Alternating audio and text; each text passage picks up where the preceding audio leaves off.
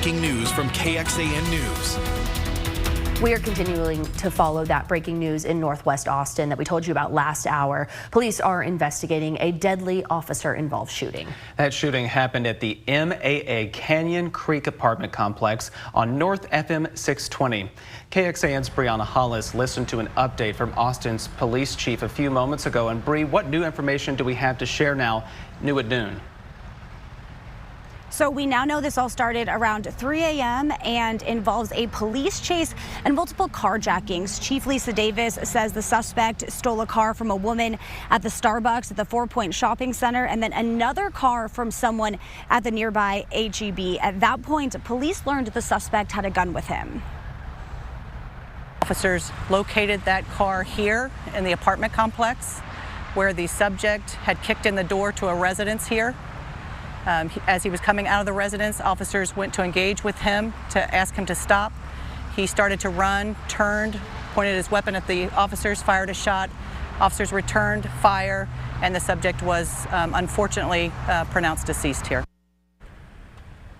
Chief Davis didn't take any questions this morning, but does plan to hold an updated press conference tomorrow. Will, Avery. Brianna, thank you so much for following it for us, and we'll continue to bring you any other updates we get online at KXAN.com. First warning weather.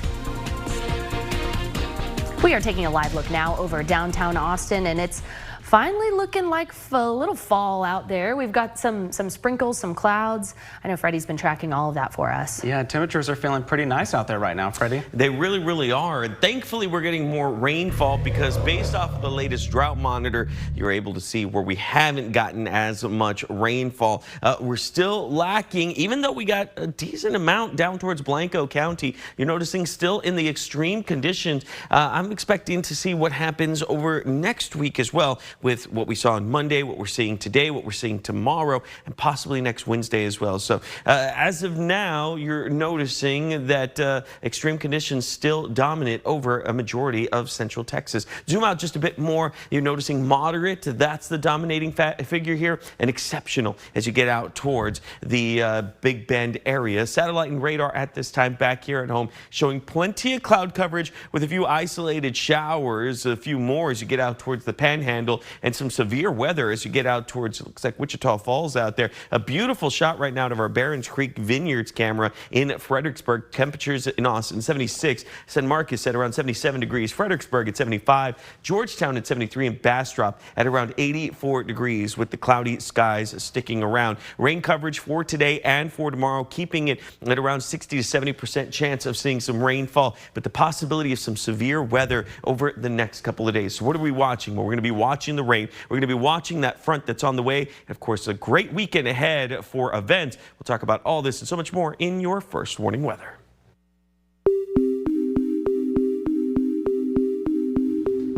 A former state representative who helped change the Texas Medical Board in response to a KXAN investigation is now heading to Washington, D.C.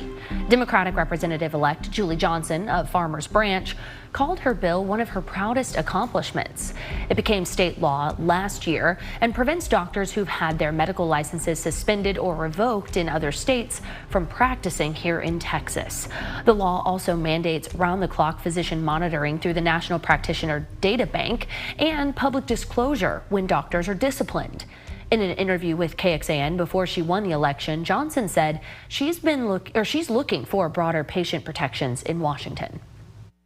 I look forward to working with you on that. I'm sure that you and I can partner together just like we did with the medical board, and let's see what we can get done. Everyone who's committed to good medicine wants the safest environment to be a physician to practice as well as a patient to receive care.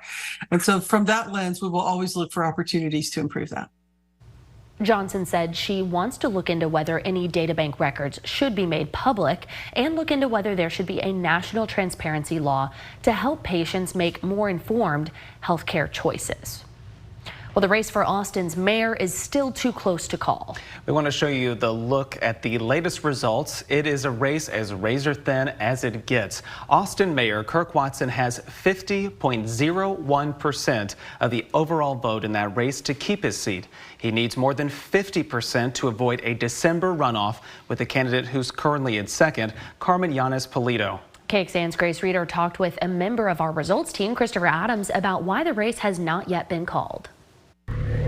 Talk to me a little bit about why it is that KXAN has not been able to project this race yet. Yeah, Grace, simply is because this race is too close to call. In this case, though, it's a matter of will this go to a runoff? So to avoid a runoff, a candidate has to get 50% of the vote plus one, and that means they win outright and they are the declared winner in that race. If a candidate does not get to 50%, it goes to a runoff election where the candidates with the two most votes will face each other in the runoff in December. And this race is so close right now because Mayor Watson has 50.01% of the vote. And you might think, well, election day is over. We've already got all of the votes in, right? Well, we are still waiting for some votes to come in, some mail-in ballots that might be arriving late, some provisional ballots that have not been counted yet. And to put this into perspective, into a little bit of context, currently Mayor Watson is 32 votes above the threshold to avoid a runoff.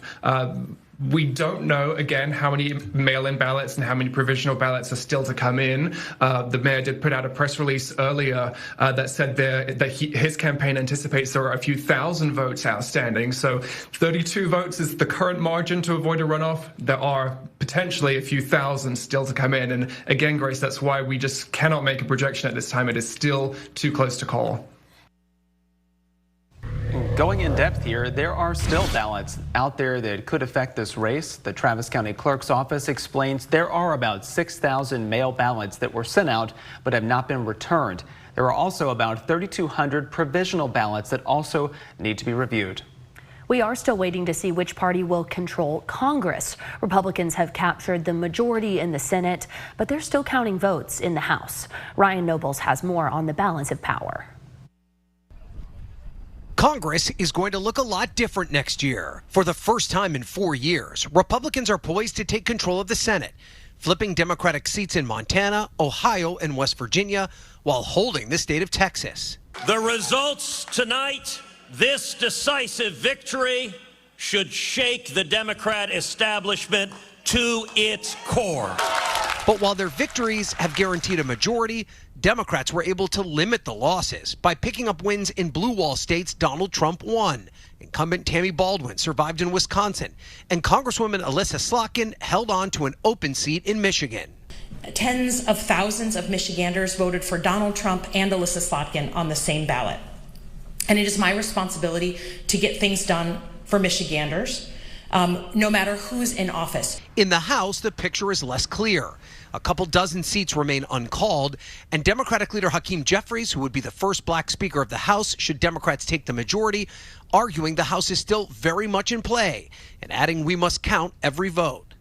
But the remaining map favors Republicans, and the current House Speaker Mike Johnson expressed confidence he would keep his job. We're going to have enough numbers to run the agenda through the House and the Senate, and President Trump is going to be a transformational president. But no matter what, the margins will be tight, and Democrats are already vowing to keep a check on the new administration at every turn. Take a look at the numbers here. So far, the Associated Press has not projected the outcome. 218 seats are needed to have control of the House of Representatives. As of last check, Republicans have 207. Democrats have 194.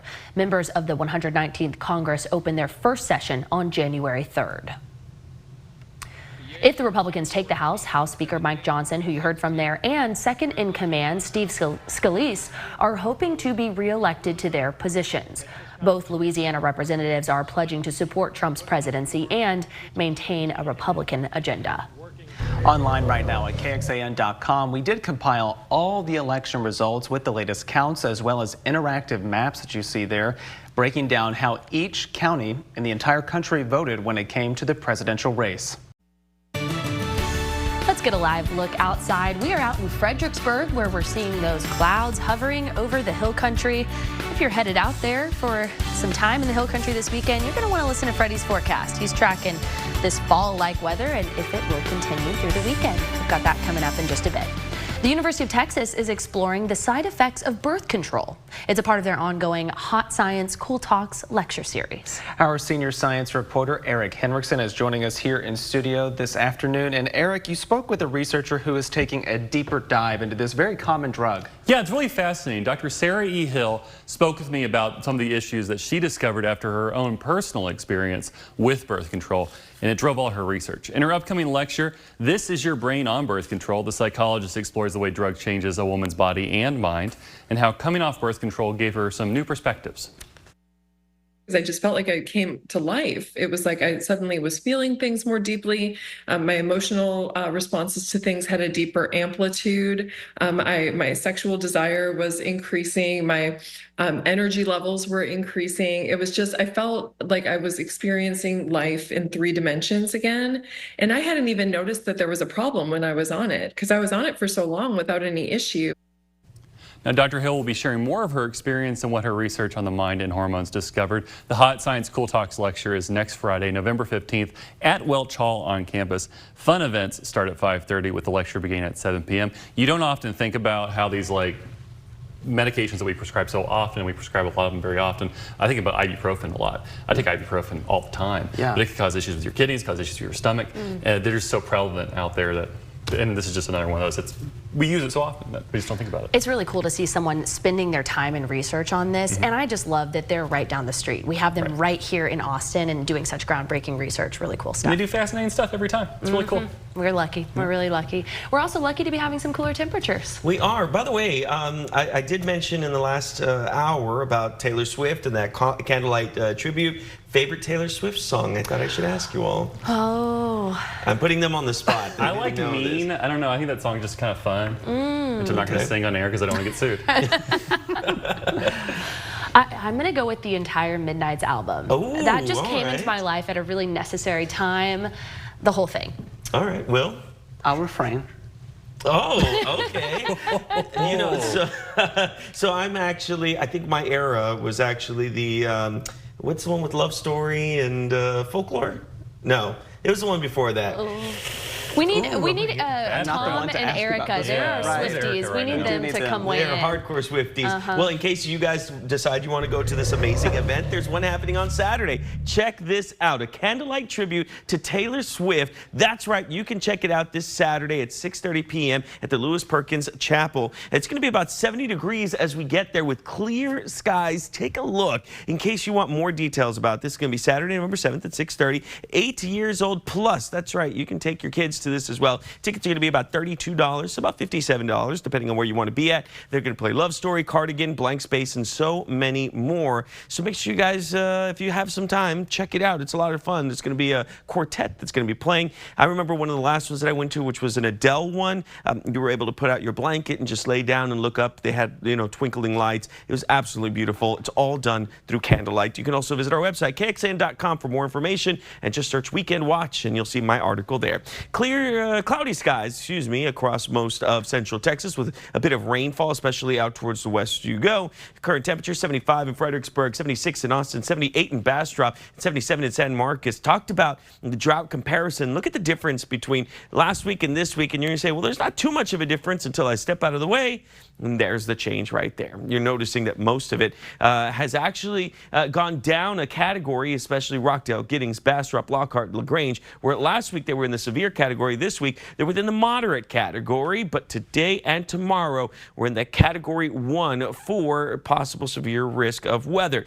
Now, what does that mean? Well, we're in the lowest category compared to 2 or 3 or 4 or 5. So that just means we could see a majority of thunderstorms and maybe a little bit of severe weather out there. And what we're watching is going to be the concern of hail and strong winds and obviously some rainfall. Clouds and radar throughout the rest of the day today.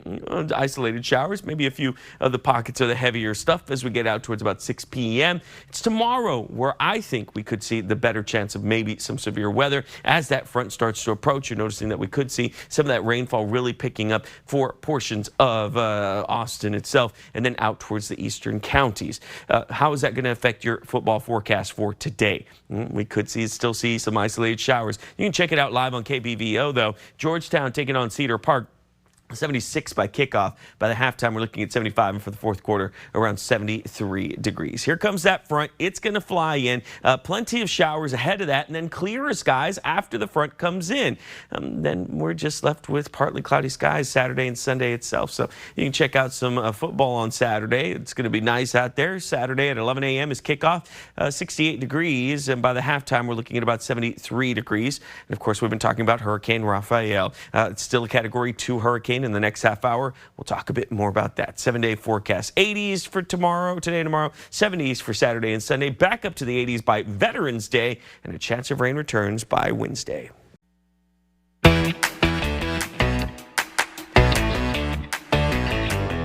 Hi, I'm Karen Fursell with bestreviews.com. Make sure to take out your phone and scan that QR code. We're going to unlock some great deals today. We're talking about beauty at home, and one of the products that I love is this at-home beauty spa. It comes with so many accessories. It takes you out of the spa.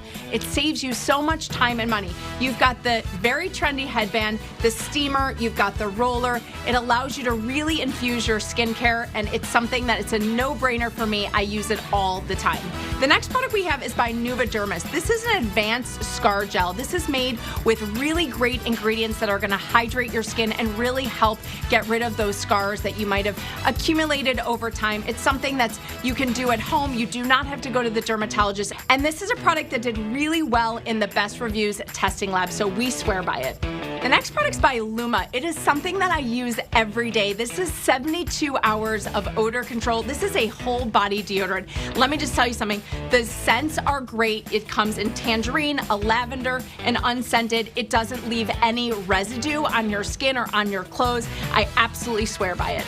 And finally, we have by Oraglow. This is an at-home teeth whitening kit. We all want that perfect smile for the holidays, and this is how you're gonna get it. This is something that uses blue light technology, which means it really, really works. You're gonna take the gel, you're gonna put it into the tray, and then you can just watch TV, which is what I do. And you can really whiten your teeth to like 2 or 3 shades lighter, but it's gonna look natural, and you're gonna look perfect for the holidays. Well, let's take a look at all 4 products that we had today in our Beauty at Home segment. Be sure to take out your phone and scan that QR code. We want to unlock some great deals and get ready to scan, shop, and save.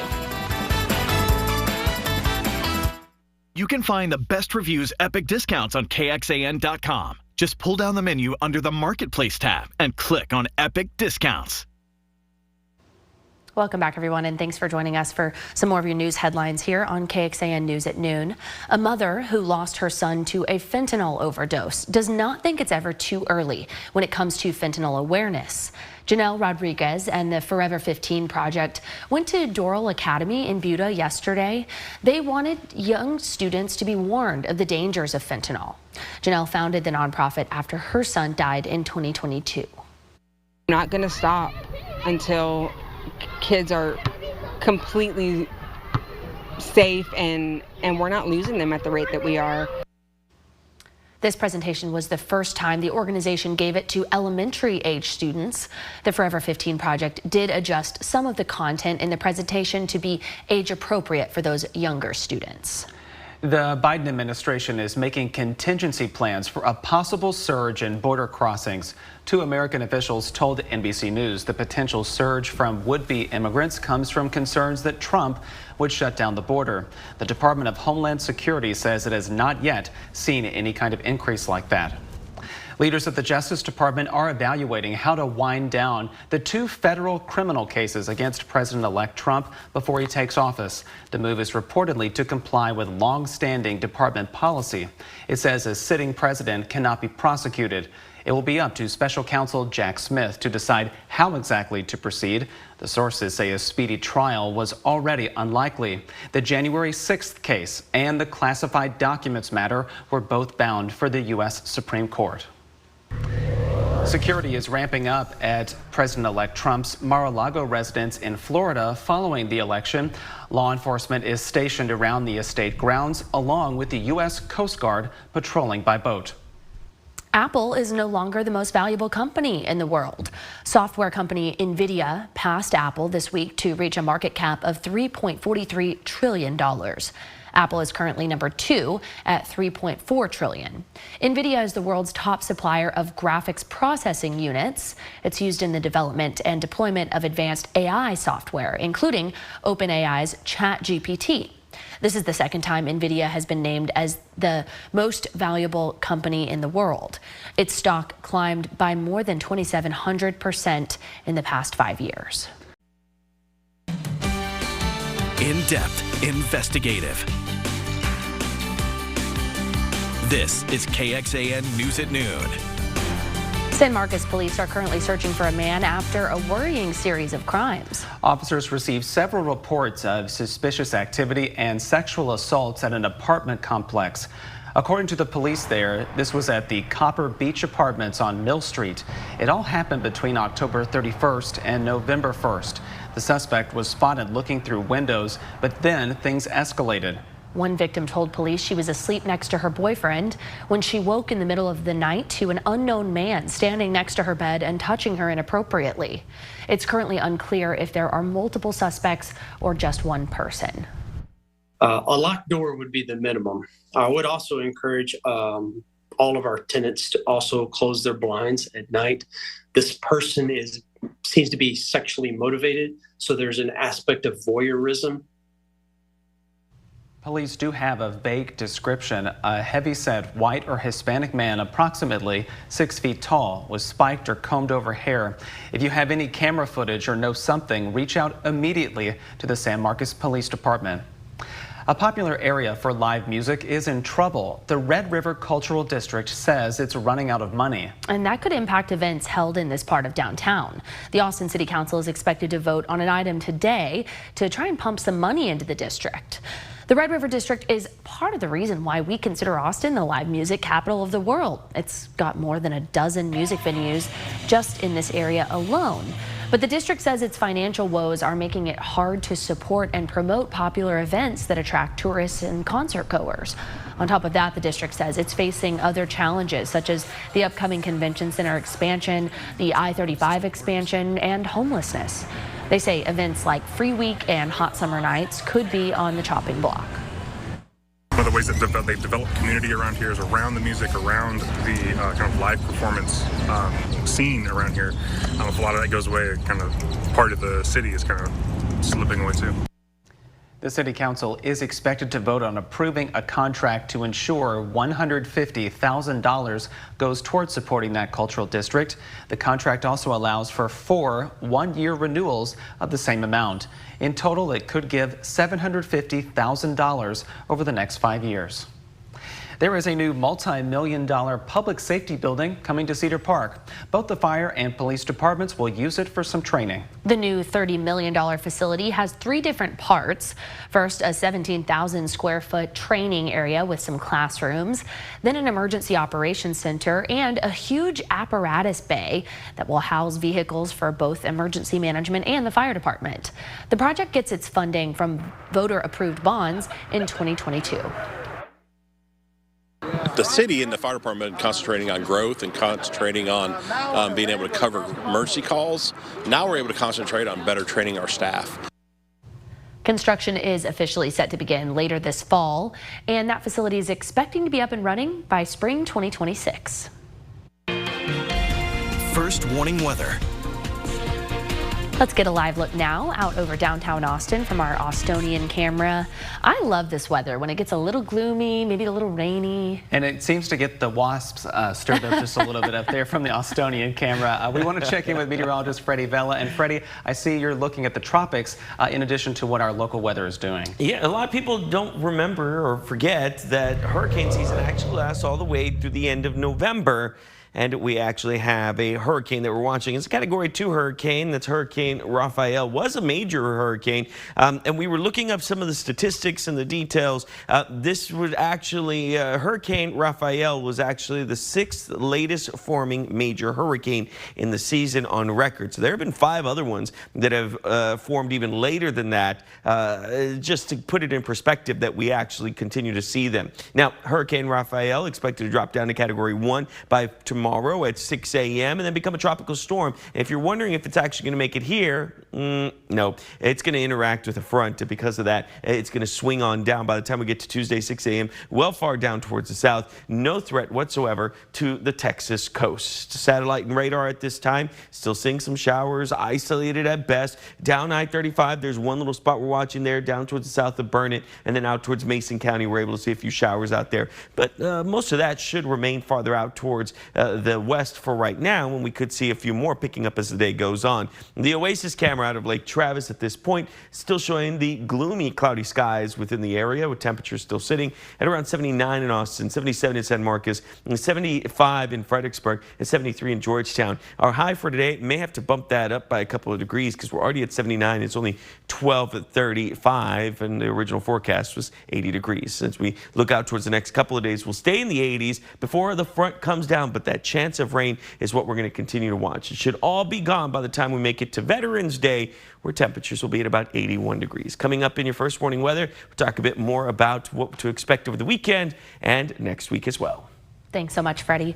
Governor Greg Abbott is celebrating the results of Tuesday's election. It appears his efforts to try and push for legislation to allow public funding for private schools may be one step closer to being successful.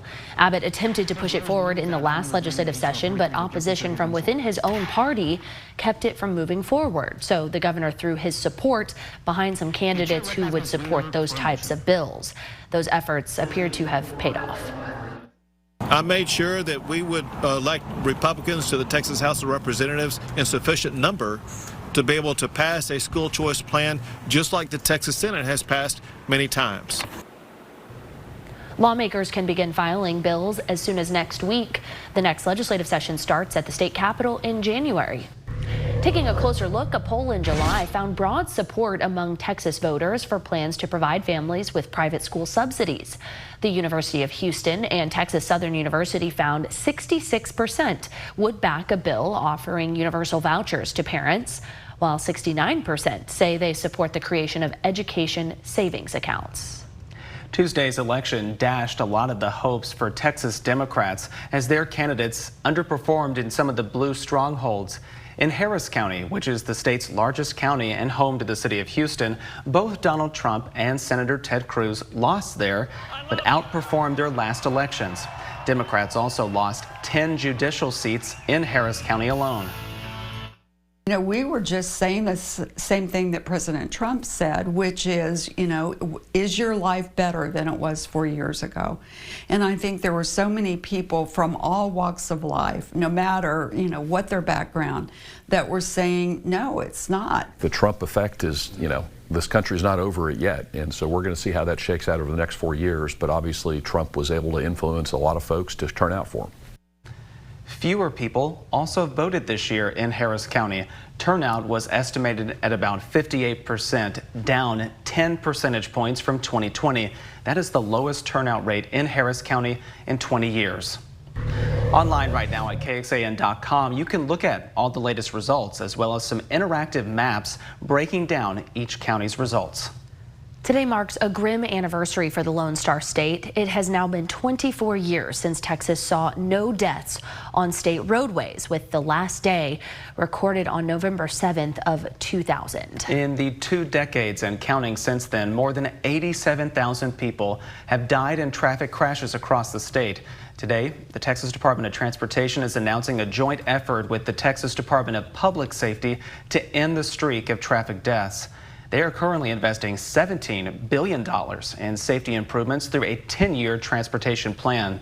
That plan includes handing out flyers during traffic stops to encourage safe driving behaviors, like stressing the importance of driving at safe speeds, wearing your seatbelt, and avoiding distractions while driving. The Texas Highway Patrol chief calls these traffic deaths a crisis in the state. Ending traffic deaths takes all of us, our troopers in partnership with TxDOT and all Texans. We'll continue to do our part to strive towards ending the streak of daily deaths in Texas roads. Other state leaders also stress that everyone needs to be involved to help bring the number of deaths on highways back to zero. So far this year, more than 400 people have died or been seriously hurt in crashes on Austin roads. That's according to Vision Zero data. Some analysis identified more than 40% of this year's crash victims as pedestrians, cyclists, or e-scooter riders. Austin also reported an overrepresentation of men and people of color in the crash data. From 2019 to 2023, Austin saw an average of more than 500 serious or deadly crash victims per year. In its efforts to turn these numbers around, Vision Zero recently celebrated the completion of its first safety project that included work on local infrastructure, such as crosswalks and signal timing. Welcome back, everybody. The time right now is 12:44. We're looking live over, I believe this is Lake Travis there, right? Yeah, the clouds are hanging overhead. The temperatures are feeling nice out there. Maybe not the best day to go out on the lake if you have a boat, but we'll get an update about what's in store for the rest of today and into your weekend with Freddie in just a few moments. Well, it turns out wild animals like to unwind with alcohol more than we may have realized. A new study finds animals that eat fruit and sip on some nectar are often getting buzzed. Who knew? KXAN's Tom Miller spoke with the Hill reporter Saul Elbine about how this is happening. Walk us through this process in nature where the food that some animals are consuming has alcohol in it. Super simple. There's sugar in fruit. There is yeast on the surface of the fruit. The yeast eats the sugar and it poops out ethanol.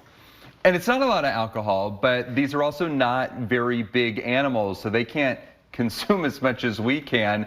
And it turns out this can be pretty dangerous for them. Yeah, now we should be specific about what the danger is. Now, of course, could a squirrel eat enough slightly fermented apples to do it harm?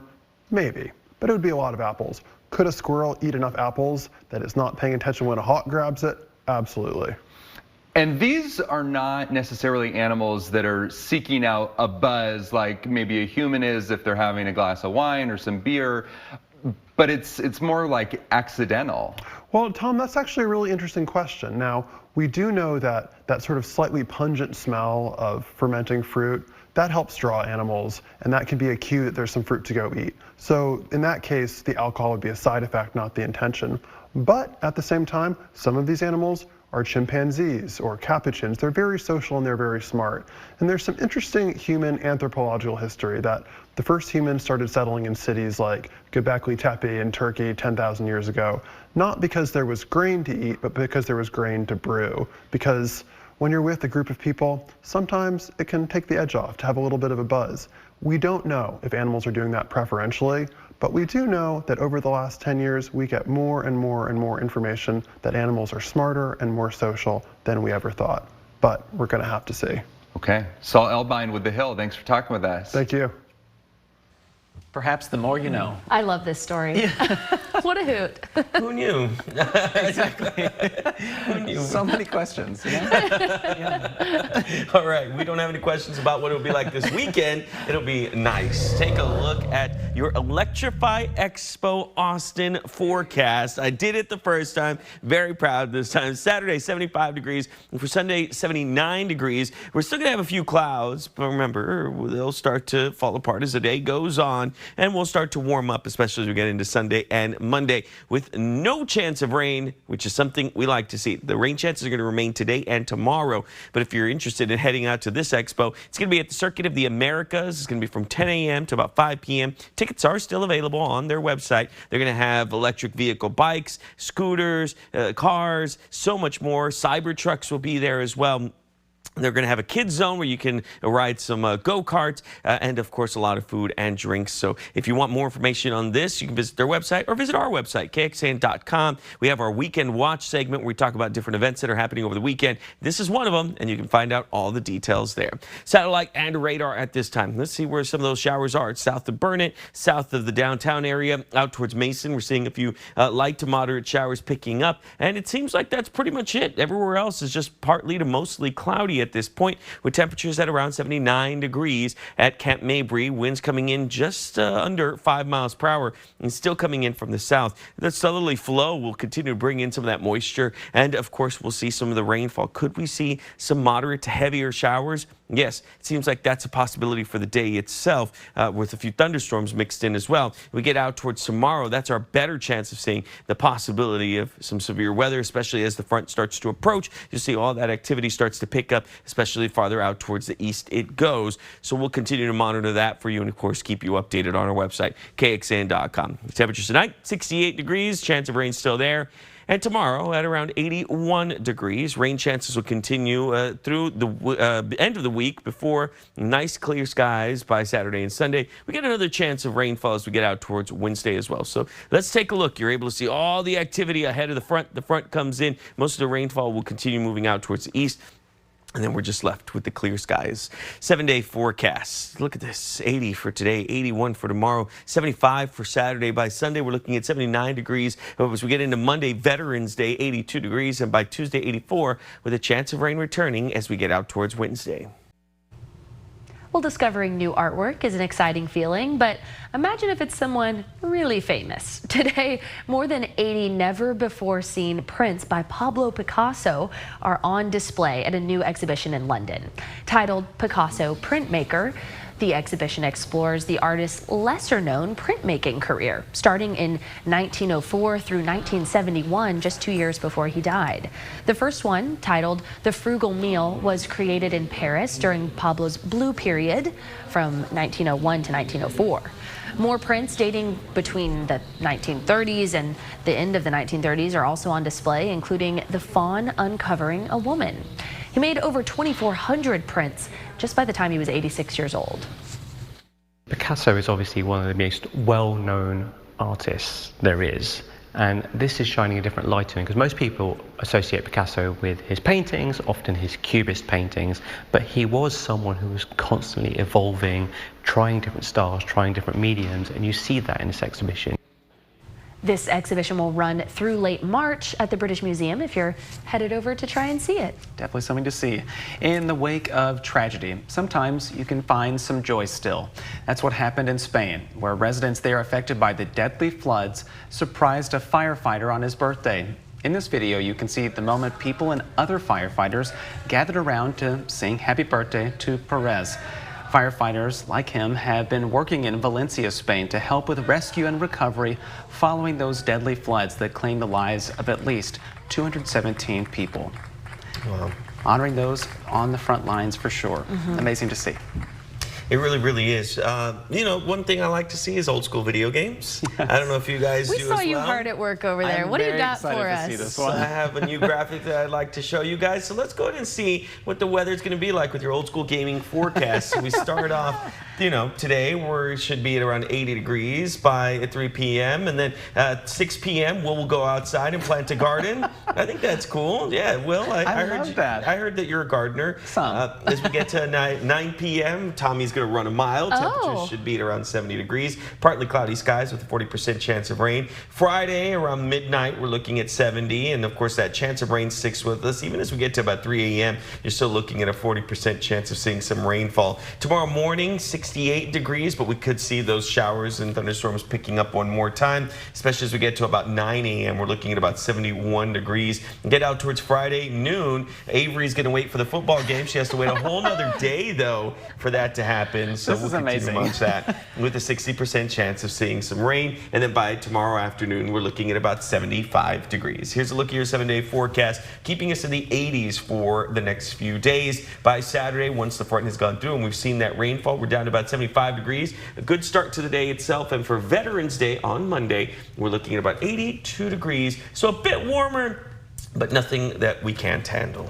The Oregon Trail used to be a treat for us back in like elementary school. You put a floppy disk into the computer and play that. It was amazing. There you go. Yeah. A little throwback today for you. All right, everybody. Thanks for watching here on KXAN News at noon. We will see you back here in about 30 minutes. Enjoy the rest of your Thursday. Take care.